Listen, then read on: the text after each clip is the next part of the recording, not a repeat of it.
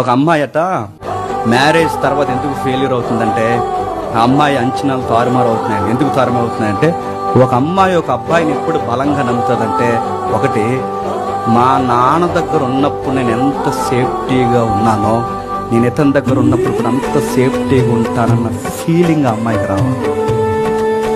అది అలా ఉన్నట్టు డిజిటల్లో చూపిస్తున్నారు. ఆన్ రికార్డ్ వెళ్ళిన తర్వాత ఏమవుతుంది చెప్పండి? అట్రప్లభం. ఆడి డిజిటల్లో కనబడినంత నిజాయితీగా వాడు ఆన్ రికార్డులో ఉంటున్నాడా? అంటే ఫెయిల్యూర్. మరి డిజిటల్లో నువ్వు అంతలా అక్కడ అలాగే కనబడతాడు, ఆన్ రికార్డ్ అలా లేడు. అదే చూడండి, పెళ్లికి ముందు ఇలా ఉంటాడు అనుకోలేదండి. చెప్పండి, పెళ్ళి అయ్యాక తెలిసిందండి, ఎన్ఆర్ఐ అనుకున్నానండి.